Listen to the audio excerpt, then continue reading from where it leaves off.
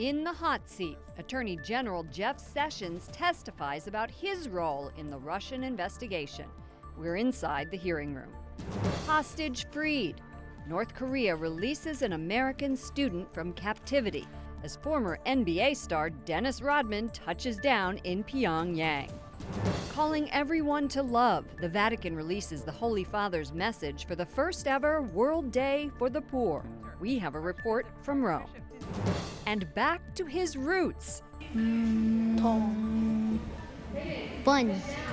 A good teacher. Correspondent Mark Irons travels to an Indian reservation in New Mexico, to the Catholic school where he taught before coming to our nation's capital. On EWTN News Nightly for Tuesday, June 13th, 2017.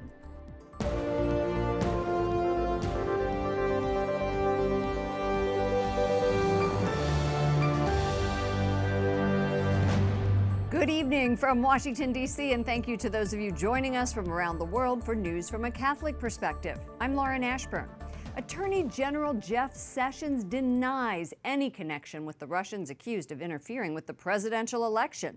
He just testified publicly before the Senate Intelligence Committee, the same group that grilled former FBI Director James Comey last week. Capitol Hill correspondent Jason Calvi and I talked earlier in the midst of today's hearing. Attorney General Sessions came out swinging, defending himself. He says Russian interference into the United States election cannot be tolerated, and he urged getting to the bottom of it, but he says he's innocent. I was your colleague in this body for 20 years, and the suggestion that I participated in any collusion, that I was aware of any collusion with the Russian government to hurt this country, which I have served with honor for 35 years, or to undermine the integrity of our democratic process, is an appalling and detestable lie. Today, Sessions shot down speculation he had a third meeting with the Russian ambassador to the United States. During his confirmation hearing in January, Sessions told senators he didn't meet with Russians during the campaign. It turned out he met twice with the Russian ambassador. But he says today that that question at the hearing was rambling and included explosive allegations regarding Trump campaign contacts with the Russians. And Sessions says at that time, at the hearing in January, he needed to shoot those allegations down right away. So today we also learned why did Jeff Sessions, the Attorney General, recuse himself from the Russian investigation. He says that the Justice Department rules dictate that an official, an investigator with the department cannot investigate somebody that they had a close relationship with, including an advisor on a campaign, which is what Jeff Sessions was in the Trump campaign last year. Lauren? Jason, the hearing behind you is part of the Senate's investigation into Russian meddling in the 2016 election. So what is the status of the investigation after today? We learned just today during the opening remarks of the chairman, Senator Burr, that they've interviewed already 35 people in this investigation, including the former head of the Department of Homeland Security, Jay Johnson. Correspondent Jason Calvi at the Capitol. Thank you, Jason. Deputy Attorney General Rod Rosenstein says he's seen nothing to indicate he should fire Robert Mueller, the former FBI director he appointed as special counsel in that Russian investigation. I'm not going to follow any orders unless I believe those are lawful and appropriate orders. Under the regulation, Special Counsel Mueller may be fired only for good cause, and I am required to put that cause in writing. And so that's what I would do. Rosenstein was on Capitol Hill today for a Senate hearing. The questions about Mueller came after reports the president could dismiss him. Rosenstein said he's the only one who has the authority to fire the special counsel, and he has no good cause to do so. President Trump says President Barack Obama's health care law is a broken promise, and he promises his replacement bill will be kind. The president made the comments before a meeting with Republican senators to discuss health care. Correspondent Mark Irons reports at the White House. Good evening, Mark. Good evening, Lauren. President Trump's lunch meeting with Senate Republicans was aimed at narrowing health care options, and he's looking to shore up enough votes to move a new health law through the Senate this summer. It's all in an effort to make good on a big campaign promise. From day one, I said, we're going to repeal and replace Obamacare, and that's what we're going to do. President Trump meeting for the second time in a week on health care. this time with GOP senators. He says they're doing away with Obamacare and will be coming out with a, quote, real bill. A bill that's going to be a phenomenal bill for the people of our country. Generous, kind, with heart. That's what I'm saying. The president is also accusing Democrats of blocking his efforts, but not offering an alternative of their own. In a tweet today, he says, 2 million more people just dropped out of Obamacare. It is in a death spiral. Obstructionist Democrats gave up, have no answer, resist. But healthcare policy expert and Catholic James Capretta says some Republicans in the Senate are concerned the current bill would leave too many Americans uninsured. Republicans need to come to grips with the fact that people in the United States should be enrolled in health insurance. Capretta says the Obamacare subsidy for low-income Americans was too expensive, but lawmakers must keep Americans who live below the poverty line in mind. The Senate's going to need to provide more help to that population to make sure they can get a reasonable insurance plan that can be affordable for a premium that they can actually pay. And I think that is really what they're concerned about in the Senate, and I think they're working toward producing that. So yeah, that's a big, big issue and needs to be corrected in the Senate bill. The House narrowly passed their version of the bill in May. The president is hoping for a stronger victory in the Senate. Lauren? Correspondent Mark Irons at the White House. Thank you, Mark. North Korea releases an American college student it's sentenced to a 15-year prison term with hard labor. He is in a coma. National security correspondent Wyatt Goolsbee joins us from the State Department, which secured his release. Good evening, Wyatt. Good evening, Lauren. Secretary of State Rex Tillerson says they managed to get 22-year-old Otto Warmbier of Cincinnati, Ohio, out of North Korea at the direction of the president. He's now on his way en route to the U.S. to be reunited with his family. But his parents say that their son is in a coma and had to be medically evacuated.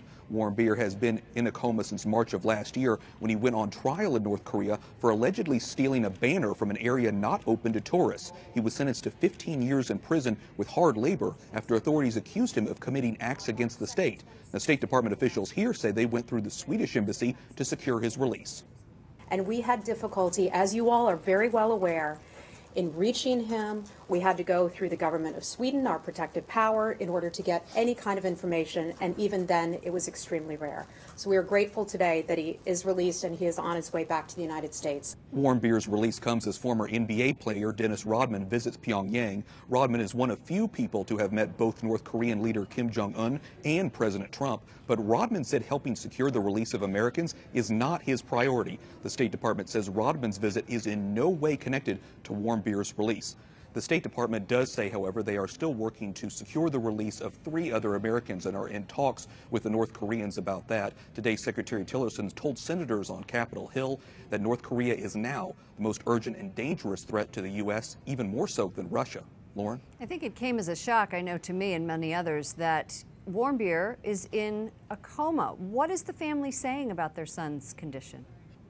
Well, Lauren, as you can imagine, the family is horrified right now, but they said it was important right away to go out and tell the public exactly what they knew, and they believe he's been in a coma since March of last year. But they said it's important that they do so to make sure everyone's aware of the fact that their son has been brutalized and terrorized by the North Korean regime. Lauren? Correspondent Wyatt Goolsbee at the State Department. Thank you, Wyatt. The Senate narrowly approves President Trump's plan to sell more than $500 million in weapons to Saudi Arabia. Senators rejected a bid to block the deal this afternoon. The Trump administration says the arms sale will create American jobs while also improving a key ally's military capability. Food poisoning at a camp for refugees near Mosul, Iraq, sickens more than 700 people. The health ministry says 2 people have died. The UN Refugee Agency has not confirmed any deaths. The incident has become part of an ongoing dispute between Saudi Arabia and Qatar. Saudi media accused Qatari charity of supplying tainted food to the camp. The Vatican has released Pope Francis's message for the first ever World Day for the Poor. His message and this initiative is a call to everyone to love not only in word but also through our actions. Vatican correspondent Mary Shovlin joins us from Rome. Mary, this World Day for the Poor was created by Pope Francis himself. Tell us about when it is and what is his message? Lauren, the actual day isn't actually until November 19th later this year. That's the 33rd Sunday at Ordinary Time, the week before we celebrate the Feast of Christ the King. That's when Pope Francis wanted this to happen. And it all came about because during an audience last November in the Vatican with about 6,000 poor and homeless people from in and around Rome, Pope Francis spontaneously said, why don't we have a day dedicated to the poor? So that's how it all came about. His message is simply that of we have to go beyond words. Let us love beyond words, putting our words into action. The church has always served the poor. Why do you think Pope Francis wanted a specific day to do this? Lauren, in the Pope's words, he said this day is meant above all to encourage all believers to react against this culture of discard, of waste, the throwaway culture as he calls it, and to embrace what he calls a culture of encounter. Archbishop Fisichella presented the Pope's message today to the press, and he told me it's also about realizing the special place that the poor have in the life of the church. Pope Francis invites us to say, please, for one day, think about that. The poor are protagonists in your life. Lauren, he's asking all of us to reflect on what else that we're able to do. As we know, the Catholic Church is the largest charitable organization in the world, but he's asking us all to take a deeper look to figure out how better we can serve the poor throughout the world. And you know, Mary, I think that it is so important for each one of us to think, what can I do for the poor today? And as opposed to thinking of poverty as this overarching issue.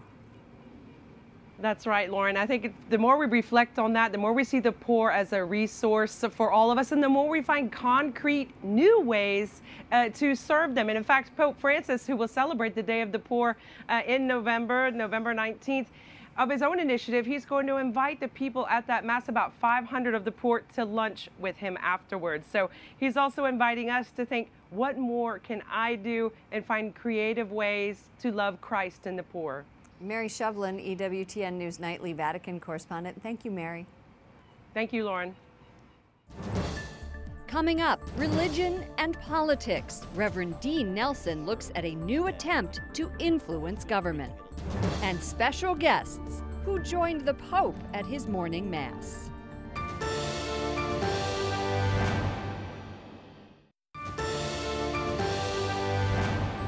A federal judge hears arguments that would make it tougher for girls under 18 to get an abortion without parental consent. It's Planned Parenthood's attempt to block a pro-life law in Indiana, which it says is unconstitutional. In Missouri, lawmakers are considering making annual inspections of abortion clinics a requirement. Pro-life Republican Governor Eric Greitens specifically called a special legislative session to address abortion issues.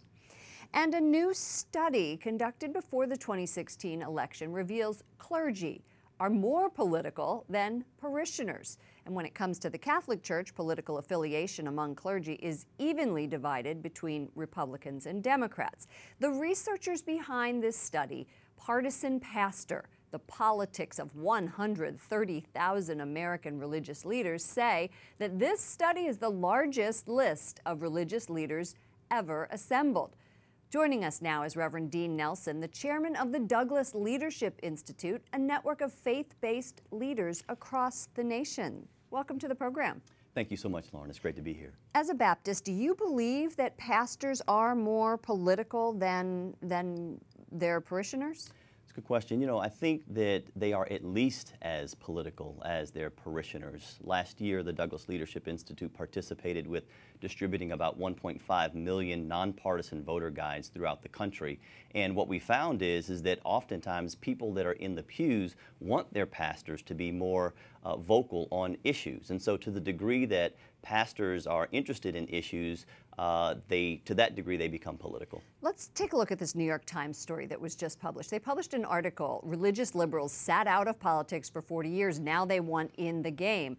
Laurie Goodstein, who's the author, writes, the last time the religious left made this much noise was in protesting the Vietnam War. Now, you've been active in the faith community. What do you think about the premise of this article? Do you believe that religious liberals have sat out of politics for 40 years? You know, with all due respect, let's face it, President Obama would not have been president if he did not reach out to faithful Catholics and to evangelicals. I remember when he first ran in 2008, 26% of evangelicals supported him. It decreased a little bit to 20% when he ran again, but religious liberals have been very involved in politics. You only need to look at certain leaders like the Reverend Al Sharpton or folks who are particularly Jesse Jackson that are involved. Sure. Absolutely. African-American Pentecostal Bishop Harry Jackson had pointed out to me that what's missing is that the continued liberal shift of black religious advocacy from pure advocacy to the poor to a broader political agenda, including pro-abortion and pro-gay wedding, is really what we're seeing. Is that true? That is true. In fact, just last year, one of the largest African-American denominations in the country, the leader of that organization made this statement. He said that the Democrats have become so ungodly. However, he said at the same time, it seems that Republicans don't care. So I do think that there's a great opportunity, but for most of those that are in the Protestant community, I think as well as the Catholic community, they want to see that there are people who are pushing issues that are valuable, whether they're righteousness or justice issues. Thank you so much for joining us, Reverend Dean Nelson, Chairman of the Douglas Leadership Institute. Thank you so much. During his morning homily, the Holy Father focuses on Christ's call to be the salt and light for the world. Sicurezza nella pienezza delle promesse in Cristo. Pope Francis says Christians must bear witness to the Father's glory. A small group of cardinals who serve as the Pope's advisors attended today's Mass. They're at the Vatican for meetings this week. And Pope Francis appoints new members to the Pontifical Academy for Life. It includes a mix of clergy, laity, and even some non-Catholics. Knights of Columbus Supreme Knight Carl Anderson is grateful for his appointment. He writes, "I look forward to working with Pope Francis and the Pontifical Academy for Life in supporting an authentic human ecology and building a culture of life based on a proper understanding of the right to life and the dignity of each person." We thank the Knights for their support of this program. Up next, correspondent Mark Irons takes us to an Indian reservation. Give us this day our daily bread. And a priest's unusual claim to fame.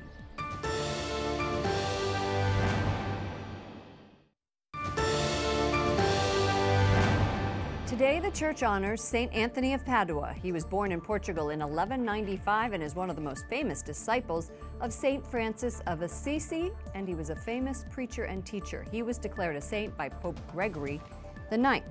Interior Secretary Ryan Zinke is promoting ties between Native American tribes and the U.S. government. He spoke today at the National Congress of American Indians mid-year conference.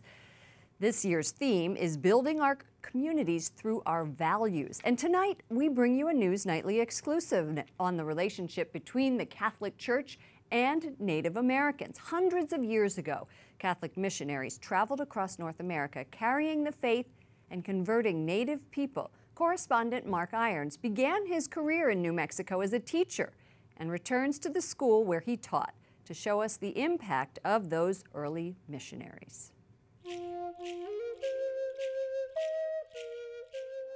For more than 100 years, children from the Ikaria Apache Native American Reservation have come to St. Francis of Assisi Catholic School, tucked 7,000 feet into the mountains of northern New Mexico. I taught here before joining EWTN. Some of my old students remember Mr. Mark. How would you describe Mr. Mark? Tall. Fun. A good teacher. Charles Naranjo attended in the 60s, followed by his children, and now his grandchildren. We're all like one big family here and stuff, and everybody knows each other, know the grandchildren, know the kids and stuff, and like we keep, like coming back. St. Francis is on the outskirts of the Diocese of Gallup, one of the largest in the U.S., spanning 55,000 square miles. It covers ground in New Mexico and Arizona, and 62% of that land is made up of 7 distinct Native American communities. When we see the Native American people's approach to spirituality, approach to their Catholic faith, God comes first in their life. their family comes next, and then their third. I mean, it's a beautiful, beautiful way of, I think, approaching the faith. Franciscan friars introduced the Catholic faith to this part of the world, starting missions like St. Francis and my next stop, more than 200 miles south, St. Joseph Mission School.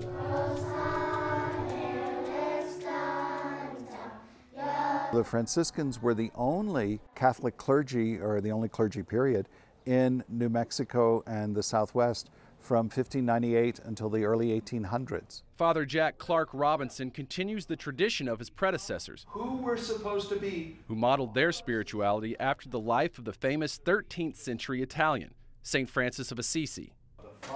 I think that the way that the Native Americans of New Mexico understand Catholicism is through a Franciscan lens.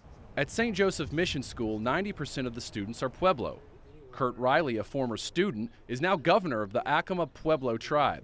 He says the Catholic faith has helped reinforce the tribe's values. What the priest says and really clarifies what's written in the gospel through the sermons is the same thing that we as tribal leaders try to express to our people as to how to conduct themselves, how to treat each other, how to tolerate each other, how to care for each other, love each other.